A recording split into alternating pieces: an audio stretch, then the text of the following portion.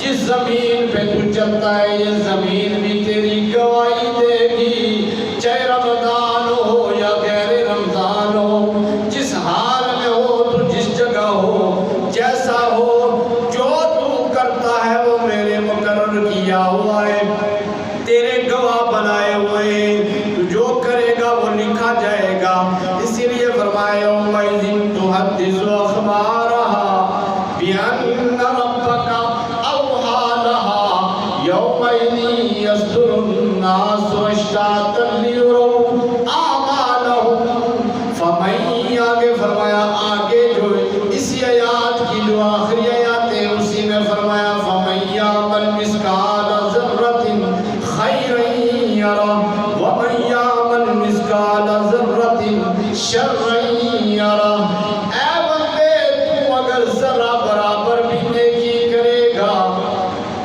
دکھائی جائے گی، اگر تو ذرہ برابر بھی شر کرے گا تجھے بتایا جائے گا۔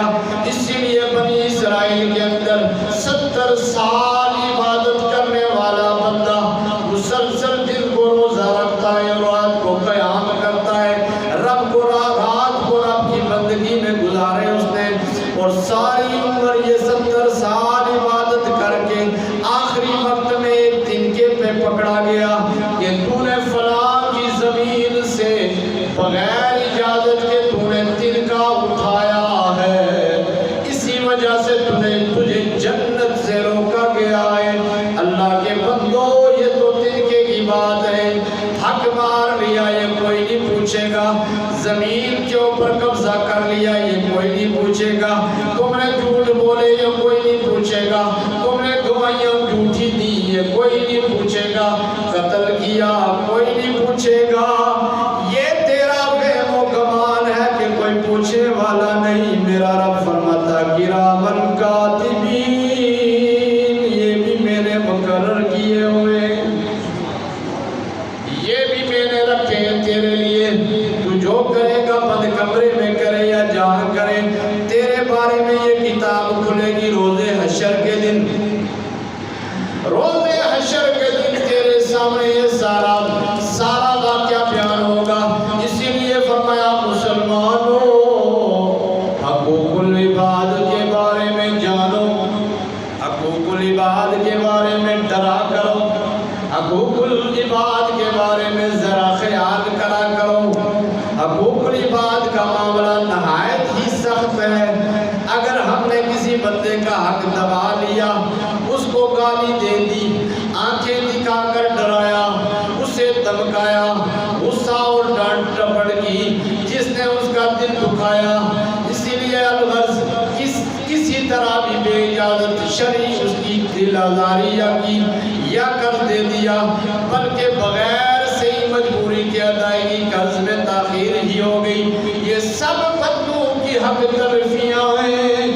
یاد رکھے اگر آپ نے کسی سے قرض لیا اور ادا کیے کے لیے رقم واپس نہ دی، مگر گھر کے اسباب وغیرہ بیچ کر ادا کر دیا جا سکتا ہے تو بھی کرنا پڑے، اس کا حق اس کا قرض ادا کرنا چاہیے، اس لیے کہ بڑا نازک مسئلہ ہے، بڑا پیچیدہ مسئلہ ہے کسی کا حق دبانا۔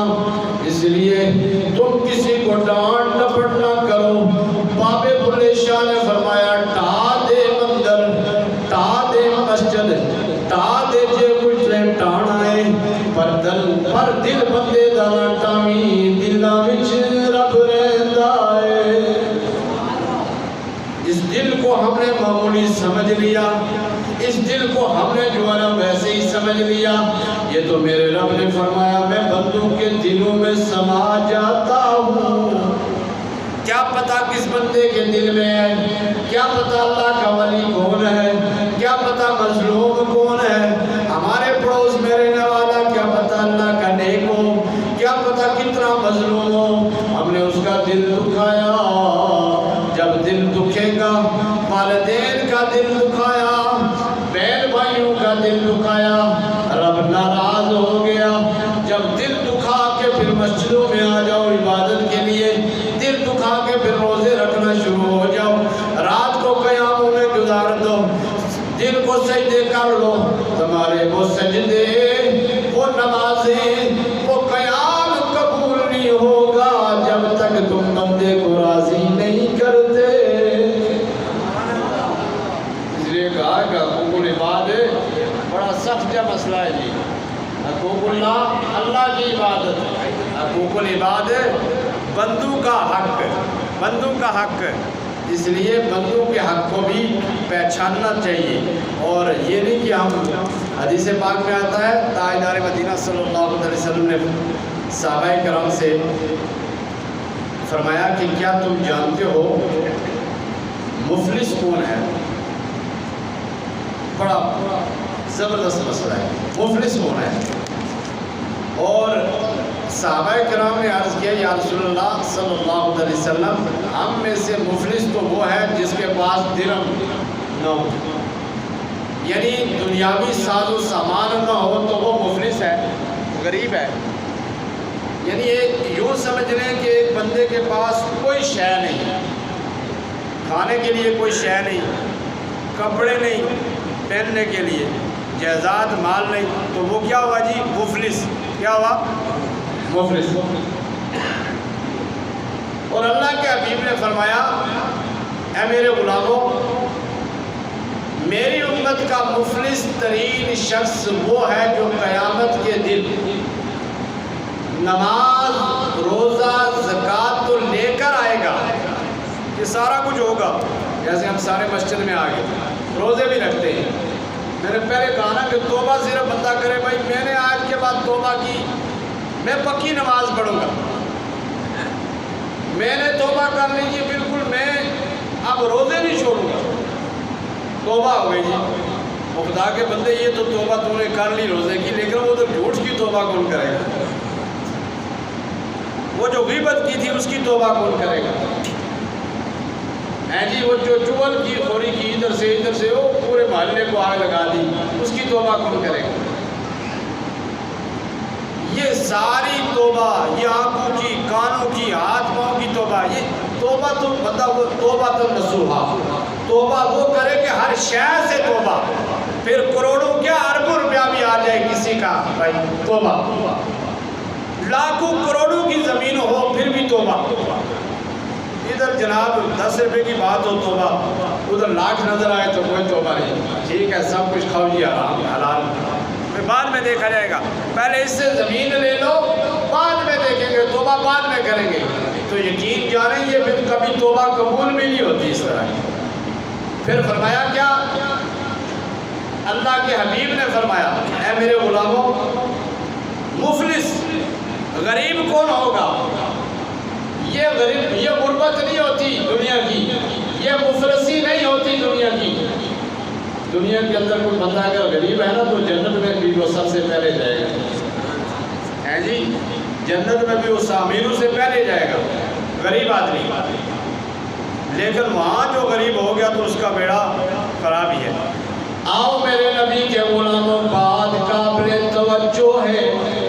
जुम्मे का ये खुतबा इसीलिए दिया जाता है ताकि हमारे जहनों में जाए, हमें कुछ पता चले, उस पर अमल किया जाए, अमल किया जाए।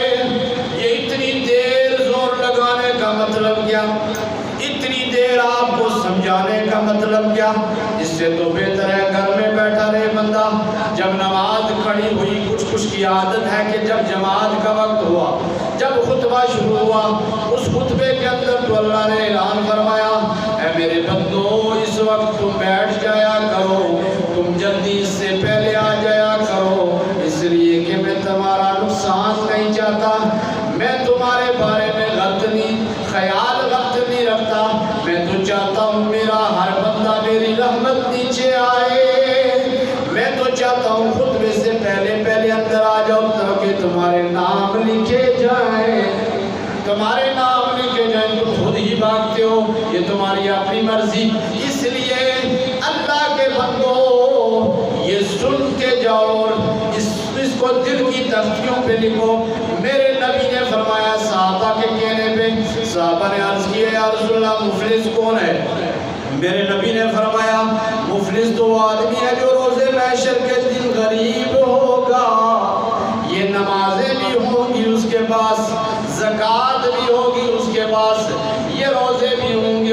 پاس یہ حج زکات بھی ہوں گے، اس کے بعد توجہ یہ سارا کچھ ہوگا اس کے پاس، صدقے خیرات اس نے اتنے دیے ہوں گے، قربانیاں جناب سب سے بڑے بڑے بیل اس نے دنیا میں دیے ہوں گے، لیکن یہ سارا کچھ ہونے کے باوجود مفلس ہوگا، کچھ نہیں ہوگا، غریب ہوگا۔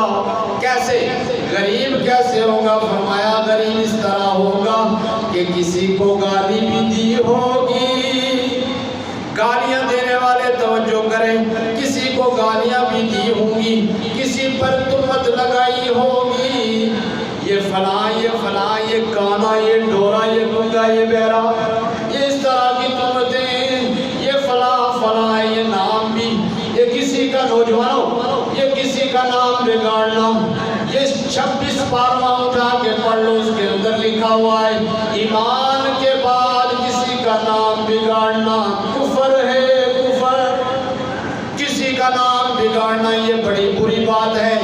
اس کے بعد فرمایا کسی پہ تہمت لگائی ہوگی، وہ بات اس میں نہیں لیکن تمہیں تہمت لگائی، کسی کا مال نہ حق کھایا ہوگا، کسی کا خون بہایا ہوگا، کسی کو نہ حق مارا ہوگا، ان سب گناہوں کے بدلے اس کی نماز فجر گئی، اس کی نماز عصر گئی، اس کی نماز ظہر گئی، یہ تو ایک آیا ادھر سے، یا اللہ مجھے تو اس نے گالیاں دی تھی، یہ لے بھائی تو نماز ظہر لے جا، اس نے میری تہمت مجھ پہ تہمت لگائی تھی، یہ لے اس کے روزے لے جا، اس نے میری غیبت کی تھی، بھائی یہ لے صدقہ خیرات جو کیا ہوا یہ تو لے جا، سارا کچھ اس سے گیا، وہ مفلس ہو گیا، وہ غریب ہو گیا۔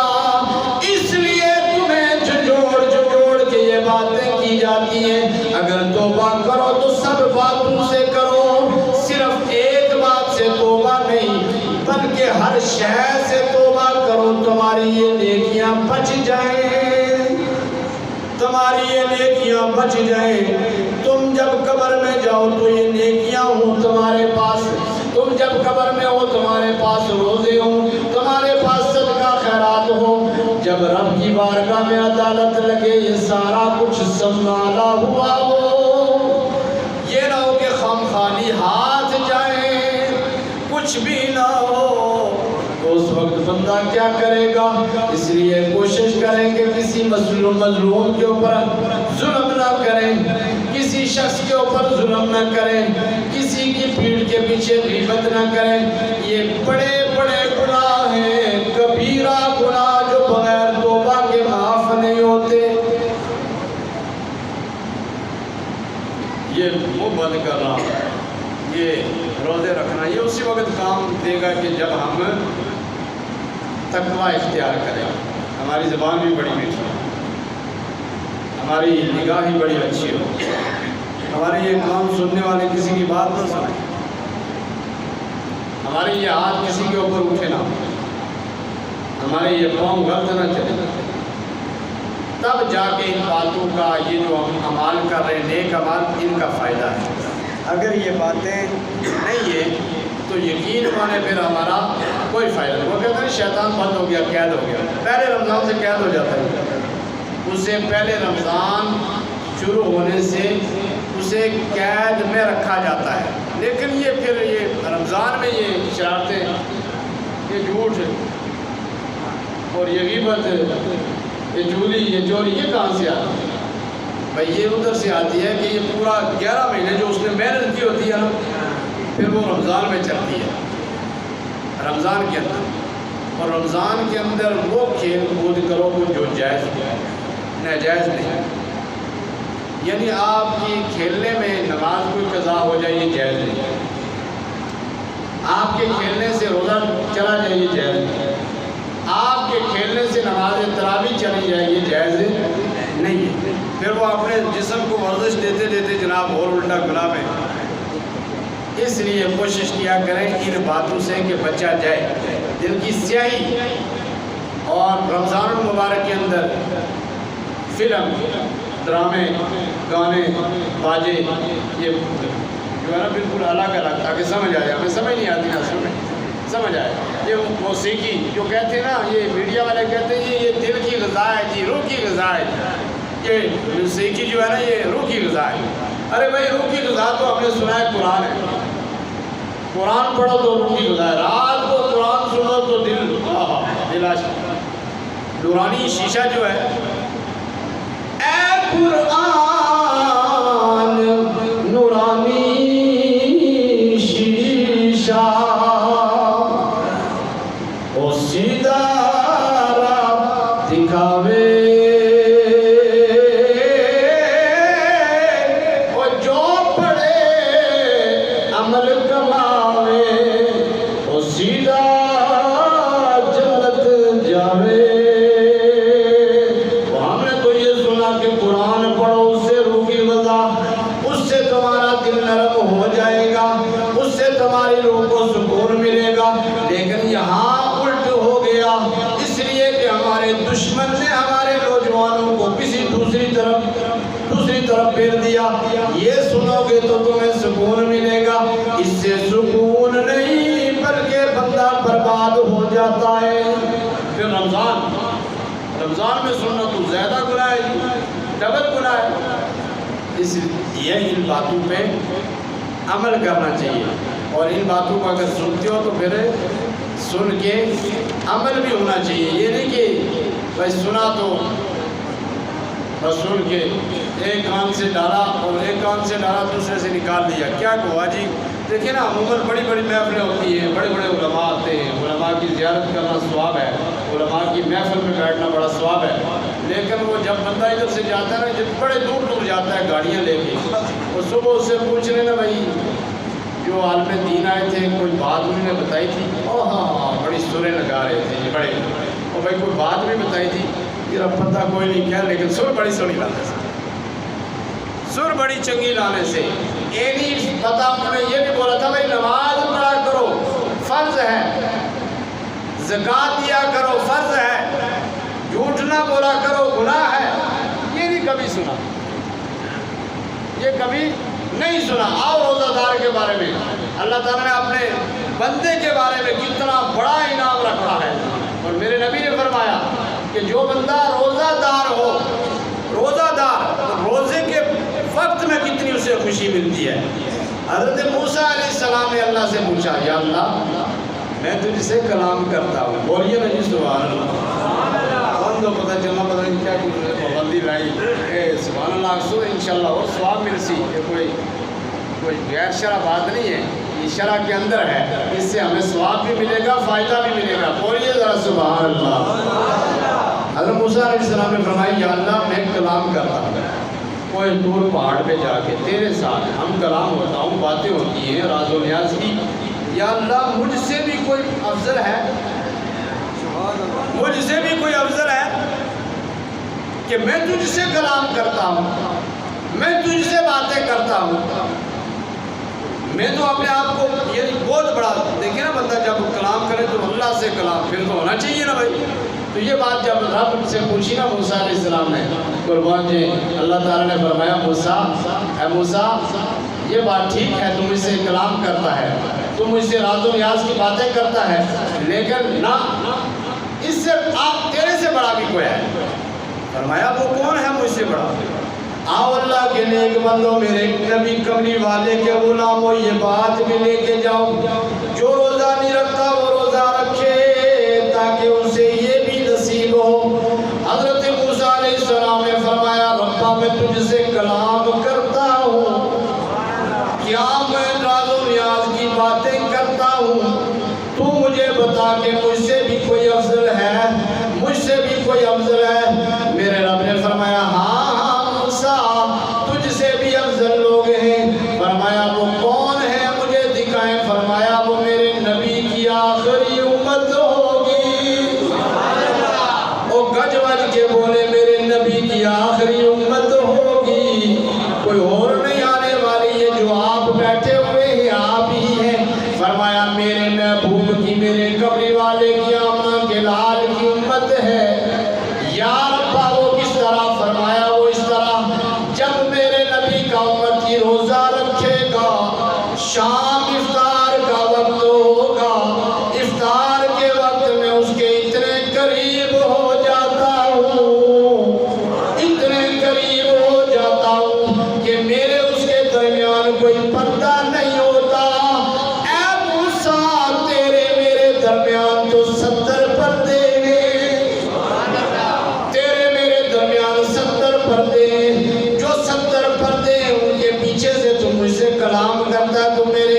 ہے جب میرے نبی کا امتی روزہ افطار کرے گا، روزہ افطار